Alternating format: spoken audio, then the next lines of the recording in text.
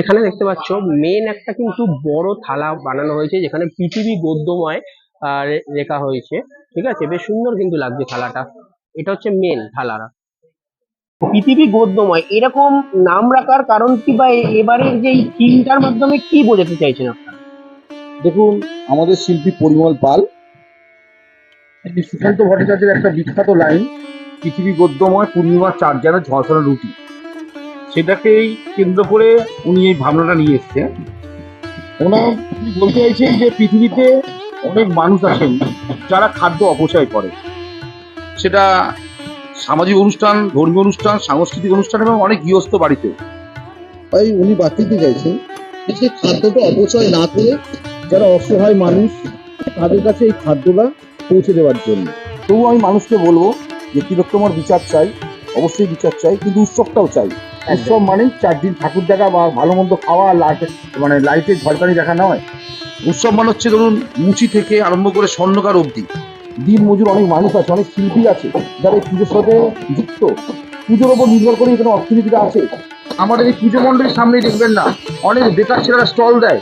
তার যদি উৎসব না হয় তাহলে সেলটা কি করে হবে? আমাদের প্যান্ডেলের পাশে বেলুন আলা থেকে আরম্ভ করে ঝালমুড়ি আলা থেকে আরম্ভ করে তারাও বসে।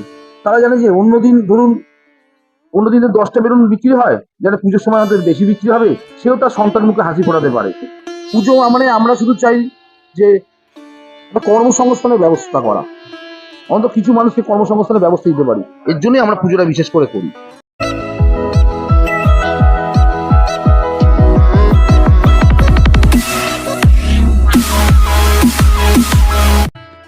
Hello everyone, welcome to our channel छोटा सिटी बड़ा धमाका। हर एक স্মৃতি জরুরি হতে হয়। এখন আমরা আছি উল্টোডাঙ্গার আরেকটা সেরা সেরা পুজো, যেটা হয় তেলেঙ্গা বাগান সার্বজনীন। তেলেঙ্গা বাগান সার্বজনীনের এবারে থিম হচ্ছে পৃথিবী গদ্যময়। কেন এরকম থিম নাম রাখা হয়েছে, চলো প্যান্ডেলের ভেতর গিয়ে আমরা তাদের কাজগুলো দেখি এবং থিমের ব্যাপারে তারা কি বোঝাতে চাইছে এই থিমের মাধ্যমে, চলো দেখে নেওয়া যাক।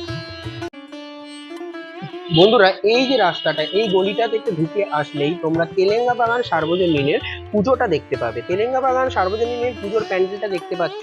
এখানে অলরেডি কাজ চলছে, বাঁশ রাখা আছে, কাঠের কিছু পাটাতন রাখা আছে। চলো একটু সামনের দিকে আস্তে আস্তে আমরা এগিয়ে যাই প্যান্ডেলটার দিকে। বন্ধুরা, এবারে যে থিম, সেখানের এবারে তেলেঙ্গা বাগানের শিল্পী হলো আমাদের পরিমল পাল। আগের বারও উনি ছিল। এবারে সুকান্ত ভট্টাচার্যের যে, তোমাদের আমরা জানি একটা কবিতার লাইন আছে, পৃথিবী গদ্যময় পূর্ণিমার চাঁদ যেন ঝলসানো রুটি। জাগো তুমি জাগো,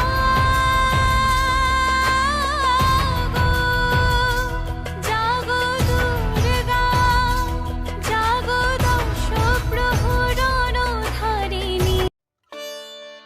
বন্ধুরা, তোমরা দেখতে পাচ্ছ সামনে যে প্যান্ডেলের অংশটা, ঠিক আছে, কাঠ দিয়ে করা হয়েছে এবং সামনের দিকে একটা গোল মতো একটা কিছু দেখানো হচ্ছে, যেটাকে আমরা চাঁদ দেখাচ্ছি, যেটা বলা হচ্ছে না পূর্ণিমার চাঁদ। এখানে সেই পূর্ণিমার চাঁদ থেকে কিন্তু এখানে মূলত বোঝানো হচ্ছে। চলো আস্তে আস্তে প্যান্ডেলের ভেতরটা আমরা প্রবেশ করি। ভেতরে কি দেখানো হয়েছে চলো আমরা আস্তে আস্তে একটু দেখি। দেখো, সামনের দিকে একটা চাকতি রাখা আছে। এই চাকতিগুলো দিয়ে মূলত অ্যাকচুয়ালি কিন্তু থালা বোঝানো হচ্ছে। আমি ওপরের দিকটা তোমাদের দেখালে বুঝতে পারবে মেন ব্যাপারটা কি।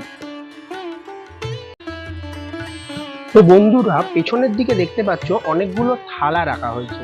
এই থালাগুলোর মারফতে কি বোঝানো হচ্ছে, এই যে কবি সুকান্ত ভট্টাচার্যের যে লাইনটা হচ্ছে, পৃথিবী গদ্যময় পূর্ণিমার চাঁদ যেন ঝলসানো রুটি। তো এখানে দেখো যে থালাগুলো দেখানো হয়েছে, এর মারফতে দেখানো হচ্ছে রুটি বোঝানো হয়েছে থালাগুলোতে দেওয়ার। মানে আমরা যে বন্ধুরা অনেক খাবার কিন্তু অপচয় করি, মানে ধরো বড়লোক তো ছেড়ে দাও, আমাদের মধ্যে মধ্যবিত্তরাও অনেকে অনেক মানে ধরো বিয়ে বাড়িতে গিয়ে বা অনেক রেস্টুরেন্টে গিয়ে আমরা অতিরিক্ত খাবার নিয়ে নিই, যেটা আমরা খেতে পারি না এবং যেটা আমরা অপচয় করি। সেই অপচয় খাবারগুলো যদি আমরা কিছু দুস্থ গরিব মানুষকে দিই, তারা অন্তত খেয়ে বাঁচে। হ্যাঁ, তো সেই জিনিসগুলো কিন্তু আমরা দিই না, ফেলে দিই, কোথাও একটা জঞ্জালে ফেলে দিই, সেরকম মানে এরকম একটা ব্যাপার। কিন্তু আমরা মানে মা দুর্গাও কি বলছে, এই যে ধরো এই যে মা দুর্গা এখানে কি বোঝাতে চাইছে, যে আমরা যে ধরো এই যে খাবারগুলো যদি আমরা কাউকে দিই, যে অনেকে বলে মানুষের মধ্যেই ঈশ্বর বিরাজমান। যদি আমরা তাদেরকে খাবারটা দিই, তারা কিন্তু আমাদের ঈশ্বর ভাববে, আমরা নিজেদের ঈশ্বর ভাববো না, তারা কিন্তু আমাদের ঈশ্বর ভাববে যে আমরা তারা ঈশ্বর রূপী হয়ে তাদেরকে খাবারটা দিচ্ছি, এবং তারা অন্তত মানে হাইফাই ভাবে না থাকুক, অন্তত দূরে ভাবে না বাঁচুক, ভাতের মতো পাচ্ছে, মানে ভাত যেন, রুটি যেন তারা পায়। এরকমই মানে অ্যাকচুয়ালি এই প্যান্ডেলটার মেন কিন্তু বোঝাতে চেয়েছে যে অপচয় খাবারগুলো তাদেরকে যদি আমরা দিই, একটা সুন্দর মেসেজ দিয়েছে, সেই খাবারগুলো দিই, তারা খেয়ে অন্তত বাঁচতে পারবে, এরকমই একটা বোঝাচ্ছে তারা।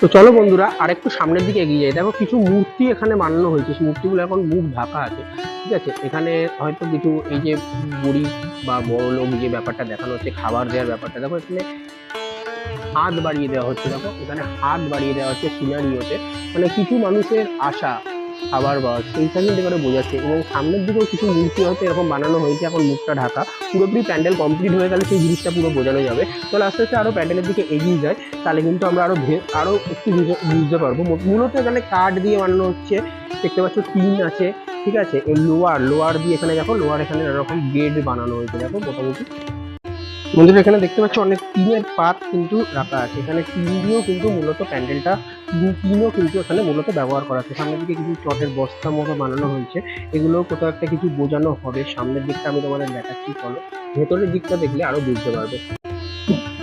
দেখো বন্ধুরা এখানে বেশ সুন্দর সুন্দর এক একটা কিন্তু মানুষের ডিজাইন করা হচ্ছে।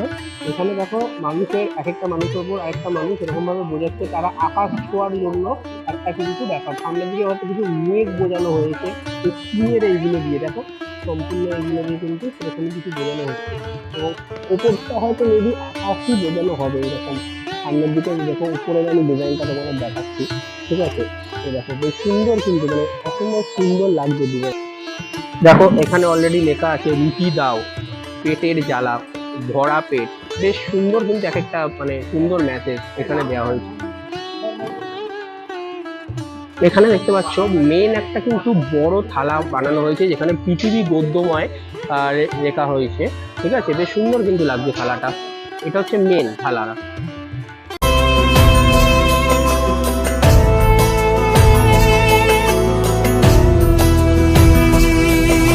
দেখো বন্ধুরা এখানে পৃথিবী গদ্যময়, তার উল্টো দিকে এরকম একটা গোল মতো কিছু করা হয়েছে, সেই জিনিসটার মধ্যে দিয়ে কিন্তু অ্যাকচুয়ালি ঠাকুরটা দেখা যাবে। আমি ঠাকুরটা এখন দেখাচ্ছি না, ঠাকুরটা যখন তোমরা আসবে তখনই দেখবে। আমি সেই জন্য ওই পার্টটা কাট করলাম, এবং বাকি আমি ওপরের পার্টটা তোমাদের আমি দেখাচ্ছি কত সুন্দর লাগছে। এবং লাইটটা দেখো এখান থেকে কিন্তু বেশ সুন্দর লাগবে। এখানে সামনের দিক দিয়ে যদি এই সামনের গোল থেকে ঠাকুরটা দেখানো হয়, বেশ সুন্দর, অসম্ভব সুন্দর লাগবে কিন্তু জিনিসটা। জাগো দুর্গা, জাগো দশ প্রহরণ ধারিণী, অভয়া শক্তি বল প্রদায়িনী, তুমি জাগো, জাগো, তুমি জাগো। বন্ধুরা আমরা তেলেঙ্গাবাগান সার্বজনীনের একজন পুজো উদ্যোক্তা বাপ্পা শেঠকে আমরা পেয়ে গেছি, ওনার সঙ্গে একটু কথা বলে নিই পুজোর থিমের ব্যাপারে, এবং কি কি ম্যাটেরিয়াল দিয়ে প্যান্ডেল বানানো হচ্ছে, সম্পূর্ণ সবকিছু আমরা একটু ওনার কাছ থেকে জেনে নিই। নমস্কার দাদা, এবারে তেলেঙ্গাবাগান সার্বজনীনের কততম বর্ষ? 59তম বর্ষ। আচ্ছা, এবারে তেলেঙ্গাবাগান সার্বজনীনের থিম কি? পৃথিবী গদ্যময়। পৃথিবী গদ্যময়। তো পৃথিবী গদ্যময় এরকম নাম রাখার কারণ কি, বা এবারের যে থিমটার মাধ্যমে কি বোঝাতে চাইছেন আপনারা? দেখুন, আমাদের শিল্পী পরিমল পাল, সুশান্ত ভট্টাচার্যের একটা বিখ্যাত লাইন, পৃথিবী গদ্যময় পূর্ণিমার চার যেন ঝলসানো রুটি, সেটাকেই কেন্দ্র করে উনি এই ভাবনাটা নিয়ে এসছেন। ওনার বলতে চাইছেন যে পৃথিবীতে অনেক মানুষ আছেন যারা খাদ্য অপচয় করে, সেটা সামাজিক অনুষ্ঠান, ধর্মীয় অনুষ্ঠান, সাংস্কৃতিক অনুষ্ঠান এবং অনেক গৃহস্থ বাড়িতে। তাই উনি বার্তা দিতে চাইছেন যে সেই খাদ্যটা অপচয় না করে যারা অসহায় মানুষ তাদের কাছে এই খাদ্যটা পৌঁছে দেওয়ার জন্য। আর আমরা মাকে প্রার্থনা করছি, মাগো অনেক অসহায় যে মানুষগুলো আছে, মানুষগুলো আছে যারা ক্ষুধার জ্বালায় ভুগছে, তাদের তুমি দুধে রাখতে না পারো, অন্তত ভাতে রাখো। তারাও যেন পৃথিবী থেকে চাঁদটাকে গদ্যময় করে তোলে, ওরা রুটি না ভাবে। অসম্ভব সুন্দর একটা চিন্তা ভাবনা। তো এবারে প্যান্ডেলে মূলত কি কি ম্যাটেরিয়াল দিয়ে বানানো হচ্ছে? আমাদের দেখতেই পাচ্ছেন চারদিকে বাটাম আছে, তারপরে বেড়া আছে, প্লাই আছে, তারপরে হচ্ছে আমাদের টিনের কাঠ কেটে কাজ করা হচ্ছে। আচ্ছা আচ্ছা। তো এবারে সাধারণ দর্শনার্থীদের জন্য তেলেঙ্গা বাগানের মেন উদ্বোধনটা কবে হচ্ছে, মানে কবে থেকে না, দর্শনার্থীরা আমাদের দেখতে পাবে? উদ্বোধন নেই, মোটামুটি আমরা যেহেতু দেখতেই পাচ্ছেন, আমরা মহলার মধ্যে চেষ্টা করেছিলাম যে করবো বলে, ওপেন করব, কিন্তু যেভাবে বৃষ্টি হচ্ছে প্রাকৃতিক দুর্যোগ, সেজন্য আমরা এখন ঠিক বলতে পারছি না, কিন্তু আমরা দ্বিতীয় তৃতীয় দিনই মেবি উদ্বোধন না, আমরা এমনি ওপেন করে দেবো। আচ্ছা আচ্ছা। তো এবারে তো একটা তিলোত্তমার ঘটনা ঘটে গেছে, ঠিক আছে? তো সেই ঘটনার ফলে আমি অনেক প্যান্ডেলেই কথা বলছি, তাদের অনেক এফেক্ট পড়েছে। ধরুন 20 জন লেবারের জায়গায় 10 জন লেবার নিয়ে কাজ করছে তারা। তো এরকম কি আপনাদের প্যান্ডেলেও কিছু ঘটেছে?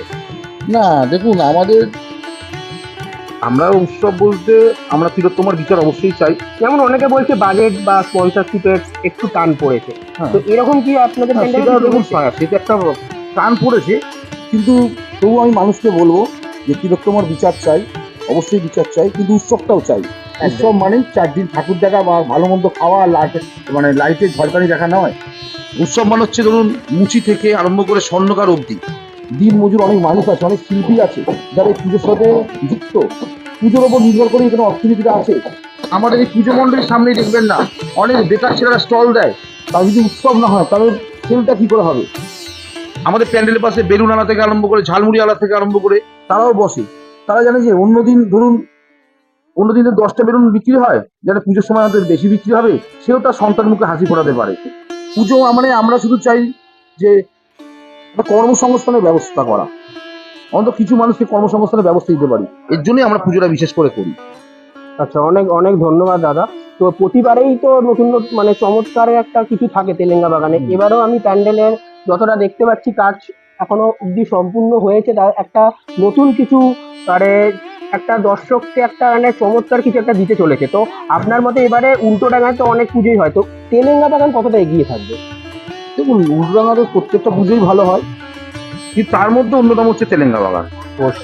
তেলেঙ্গা বাগান আজকে না, বিগত অনেক বছর ধরেই তেলেঙ্গা বাগান একটা প্রতি বছর একটা নতুনত্ব দিয়ে এসছে। সামাজিক বার্তা থেকে আরম্ভ করে করোনার সময় আপনারা দেখেছেন এখানে অনেক কিছু নতুনত্ব নিয়ে এসছে, এবং তার আগেও তো অনেক প্রাইজ আমরা পেয়েছি, দর্শকের চোখে আমরা সেরা হয়েছি। আর এবার আশা করছি এবার আরও আমরা বড় ধামাকা নিয়ে আসছি।